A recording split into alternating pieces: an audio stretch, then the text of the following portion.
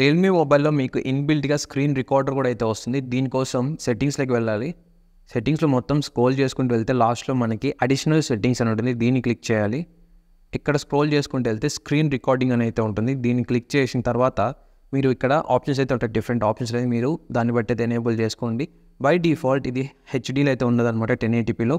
720p లేకుంటే లోలో కూడా ఉండొచ్చు కొన్ని మొబైల్స్లో. మీరు 1080p అయితే సెట్ చేసుకోండి.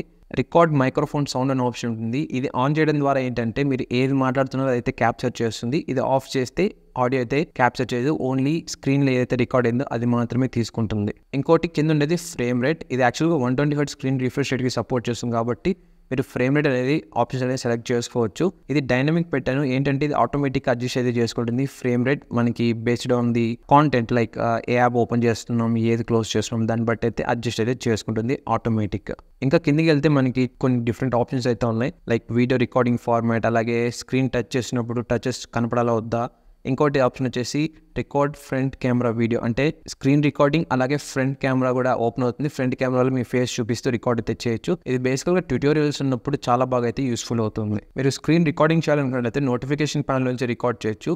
అండ్ ఇక్కడ ఐకాన్స్లో అయితే కనిపిస్తుంది అనమాట. ఒకవేళ మీకు ఐకాన్స్లో ఈ విధంగా కనపడట్లేదు అంటే ఇక్కడ కనిపిస్తున్న 3 డాట్స్ క్లిక్ చేయాలి. ఇక్కడ ఎడిట్ టైల్స్ అని వస్తుంది. ఈ ఆప్షన్ సెలెక్ట్ చేసుకున్నట్లయితే ఇవి ప్రజెంట్ మనం చూస్తున్న ఆప్షన్స్. కింద ఉండే ఆప్షన్స్ అన్ని కూడా డిఫరెంట్ ఆప్షన్స్. ఇవి కావాలన్నట్లయితే మనం పెట్టుకోవచ్చు, లేకుంటే తీసేసుకోవచ్చు. ఈవెన్ పైన కూడా అయితే తీసేసుకోవచ్చు, మన ఇష్టం. ఇలా స్క్రోల్ చేసుకుంటూ వెళ్తే లాస్ట్లో మీకు స్క్రీన్ రికార్డింగ్ అయితే వస్తుంది. దీన్ని జస్ట్ ప్లస్ అని ట్యాప్ చేయండి, లేకుంటే ఇలా వేరే ఆప్షన్ సరే డ్రాగ్ చేసినా కూడా మీకు పైన నోటిఫికేషన్ ప్యానల్ అయితే యాడ్ అవుతుంది. చేసిన తర్వాత జస్ట్ బ్యాక్ వచ్చేయడం అంతే అనమాట. ఇప్పుడు చూసినట్లయితే ఇక్కడ మీకు స్క్రీన్ రికార్డింగ్ అయితే చూపిస్తుంది.